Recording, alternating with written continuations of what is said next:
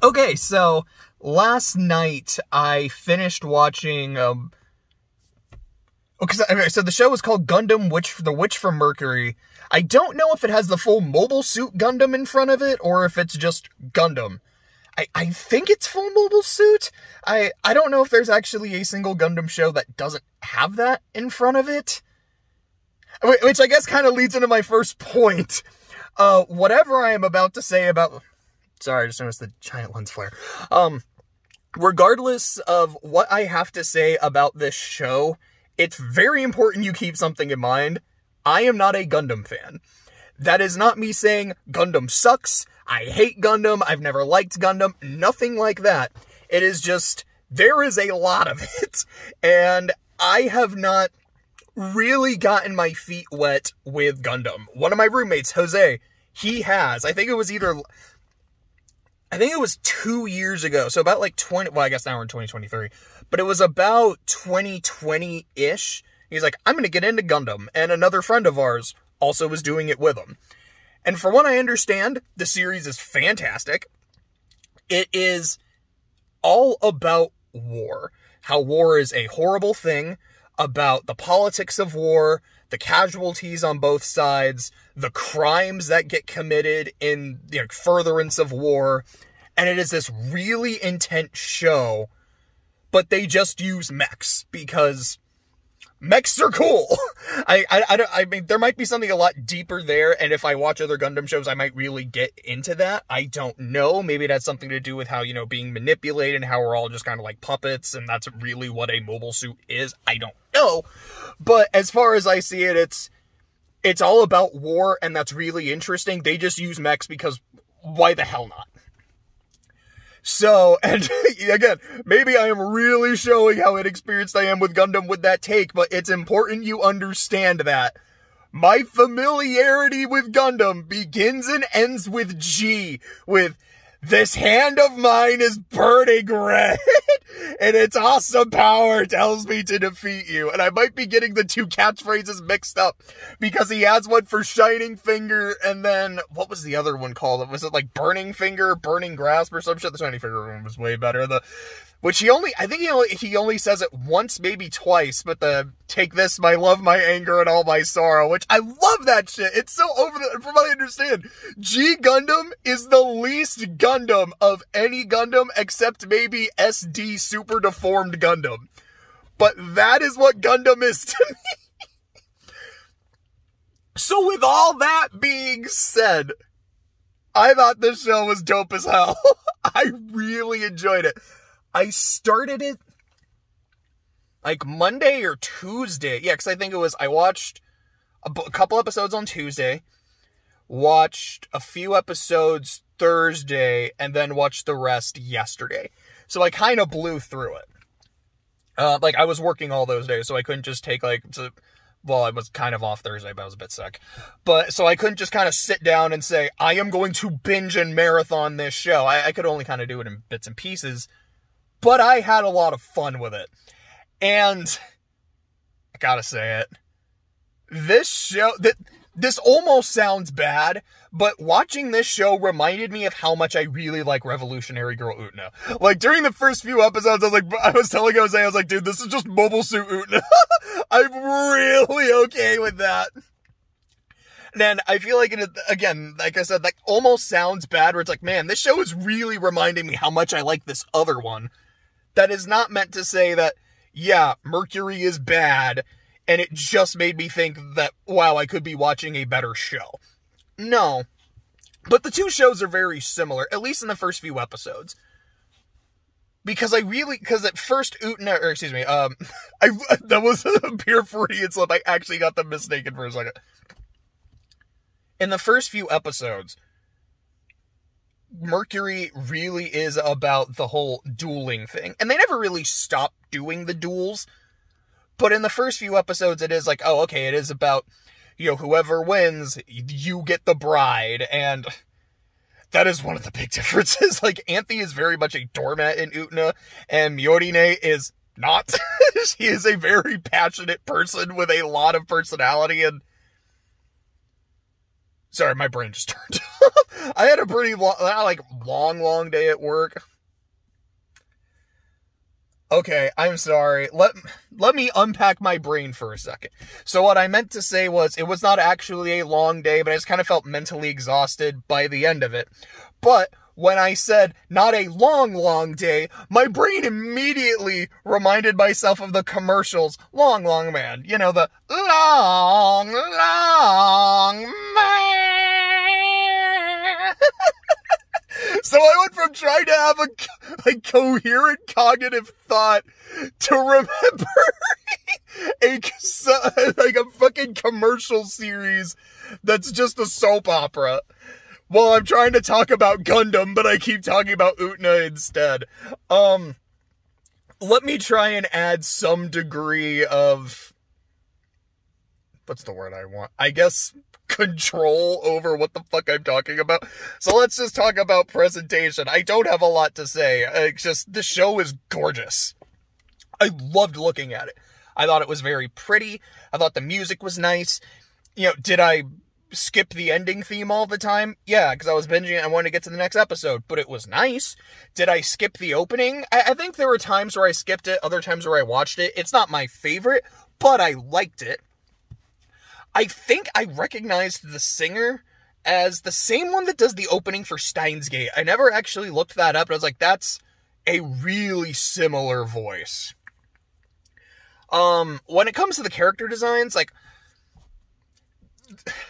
again, if you've seen my Cold Steel videos, I guess Trails in general, you know what I like. Jackets, coats. Give me that big-ass, poofy-ass shit. I want people dripped out as fuck. That is not something that is here in this show. Unfortunately, I don't have big-ass, long-ass, poofy-ass jackets or coats. But I really liked everyone's hair. Because, like, it was definitely a show where I can look at two characters and be like, I can tell you guys apart. Which is always a good thing.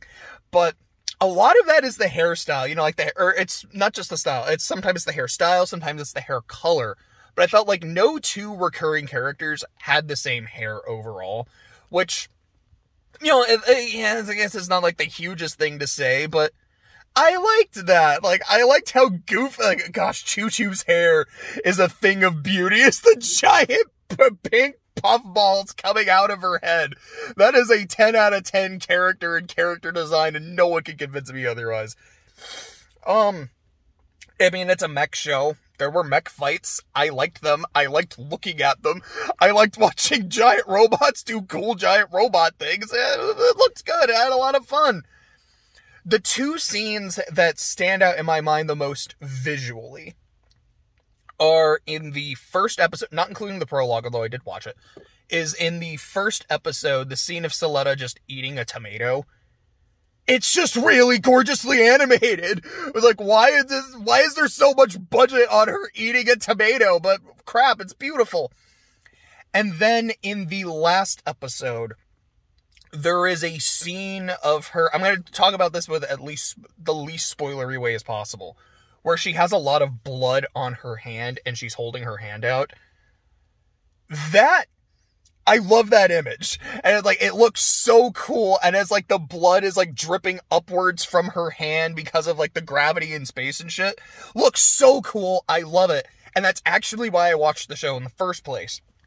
Because I saw images of that and a lot of comments and memes. And I was like, okay, what even is this show? Because I had no idea it was even Gundam. I just saw like the image of this girl holding out her bloodied hand. And I was like, what the fuck?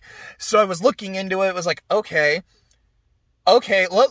And then I watched the scene. So like my first experience with the show was literally watching the ending of the first core. Like, I need to watch this.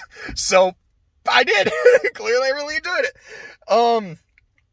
Which I guess I can go and move on to the narrative then. The least spoilery way possible.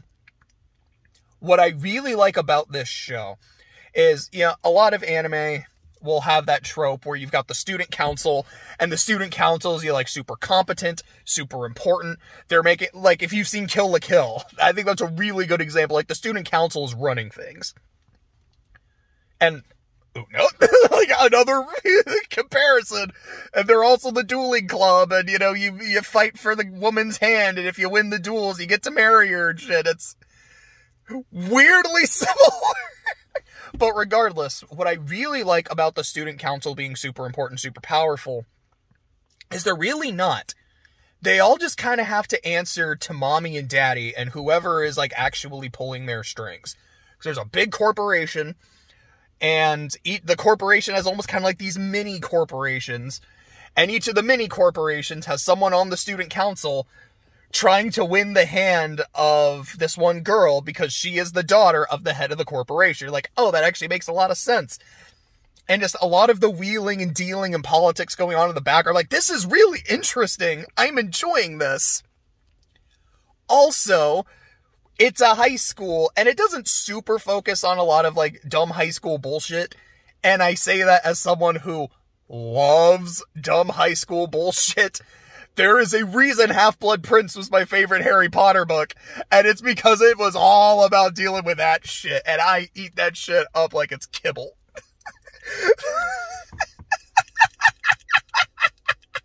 Why the fuck did I say kibble instead of, like, popcorn? I'm trying to remember what the reference was. It is a Brental Floss song in a Nostalgia Critic video about Moulin Rouge. I don't remember the exact... I think it's like, you might think it's dribble, but I eat it up like kibble. And it's like, I remembered that line specifically while saying that. That's why I said kibble. Like, I don't eat dog food. Sorry, I kind of need a second to recover from just how stupid that was. But, okay. 3, 2, 1. Nope, still stupid. Okay, but regardless, I love dumb anime bullshit. Okay, I love dumb high school bullshit. I love me some Persona. I love me some Three Houses. I love me some Cold Steel. Give me that shit. I adore it. I eat it up. This show does not have as much of that as I guess I'd say I would have liked, but that's because we were focusing on other, like, good political shit, so I'm like, alright, that's fine. But it's still there, mostly in Soletta, just being precious. Like, I love this character. This girl just trying her best, can barely get out, like, 2 words without stuttering for 10 years. But genuinely always try. Okay, so the thing I love about her, and yes, it is like she's always trying to do her best, make a good effort, you know, that's just swell. I love that she has a list. It's like, okay, these are the things I really wanted to do when I got to school. You know, I wanted to make friends. I want us to have fun nicknames. I want us to just give each other stuff. I want us to study in the library. I want to go on dates. And then whenever she gets something, like, she'll just actually cross it off her list. Like, this is so endearing. I love this character. Also, she's a really good Gundam pilot. Like, that's fucking cool.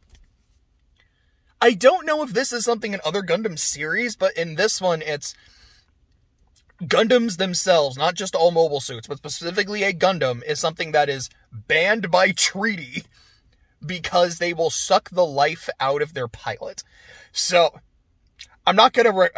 It reminded me of another mech show. I'm not going to name drop it because it's a... I mean, you find out relatively quickly into the show, but I'm not going to name drop it because it is still a big spoiler for that series. But there is a mech show that is all about draining the life of the pilots. And that shit is so bleak, it makes Madoka Magica look like a comedy. Like, I love that series, though. Don't get me wrong. Weirdly enough, the anime and the manga are very different, where...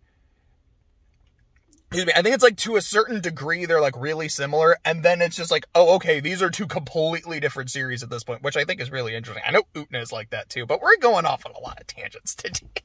Let's get back to Gundam. Let's get back to Mobile Suit Utena for Mercury. I think I had another nickname for this written down, and I don't remember what I called it, but regardless. I love the main character. I think she's a lot of fun. I like Miorine too. I don't, like, she's pretty interesting. I like her relationship with her dad, and you're trying to be independent and shit. It's good. The side characters, I think, are fine. I like the student council because I like the, again, just like the political wheeling and dealing you get in the back. There's a girl called Choo Choo with giant freaking pink pom-poms coming out of her head that punches people. This show is great, man. Like, there's literally some people that are being bullies, and so she just punches one of them, immediately knocks that bitch out, and then just starts fighting someone else. You're like, yep, that's the Earth character.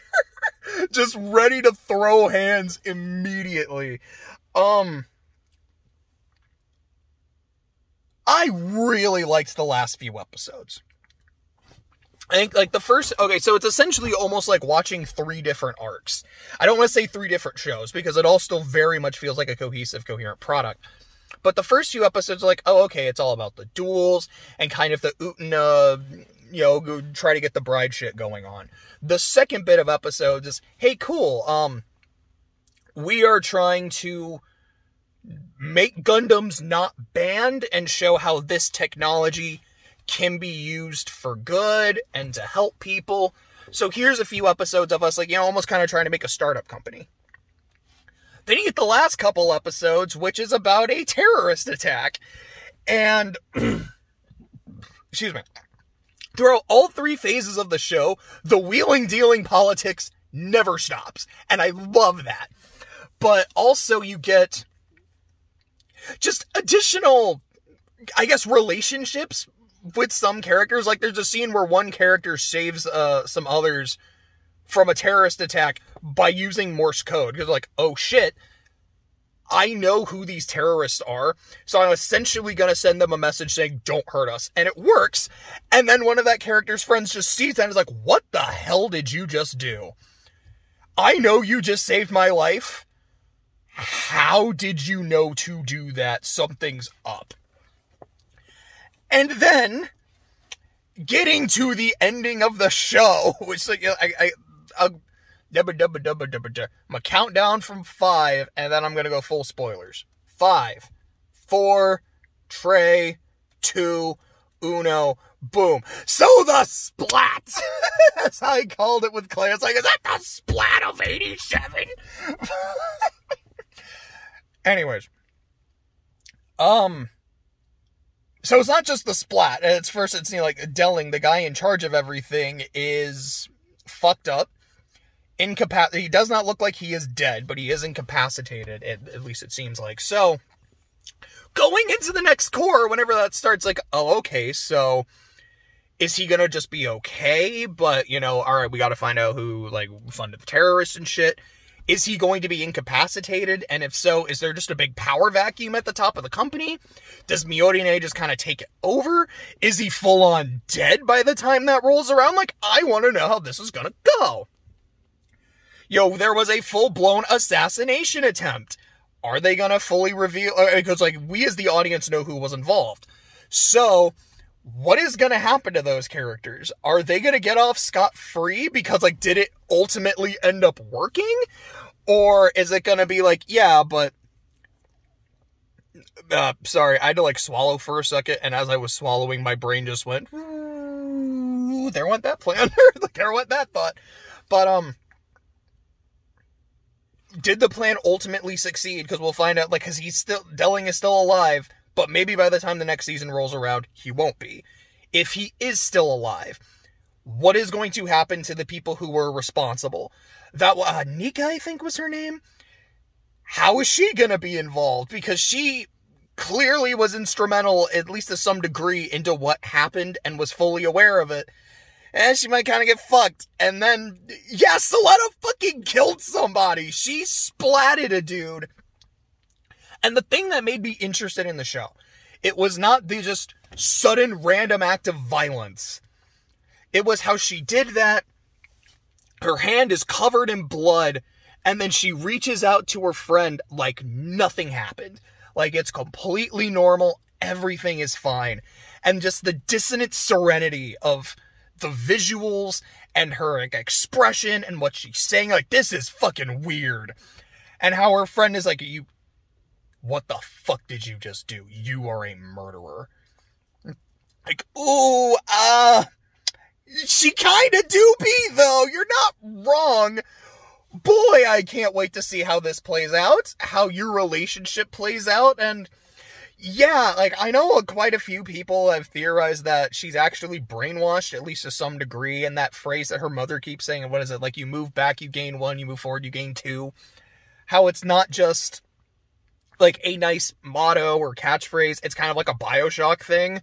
Like, I can see it, because, yeah, like, after her mom killed some people, so that was like, that's murder, like, that's not okay. It's like, yeah, hon, but if I didn't kill them, they would have killed you. So, we gotta do what we gotta do, and you know what I always say, move back, you gain 1, move forward, you gain 2, you gotta do that, and you can almost see it in Soletta's eyes, like, they just kind of change a little bit. It's not, like, super obvious, but I kind of notice it, like, yeah, hearing her mom say those words did something to her.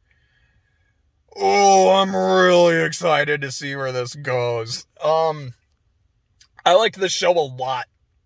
I really did. I don't really want to give it a rating. Part of that is, I'm going to be honest, I just don't really care to. Like, I watched it, it was really good. I just kind of want to talk about why I liked it. Part of it also is, it's clearly not done. There is going to be another core.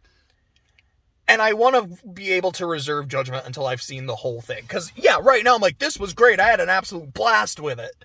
And then if I watch the second core, I'm like, oh, this is all Noah Zero all over again. You had a first core that I liked.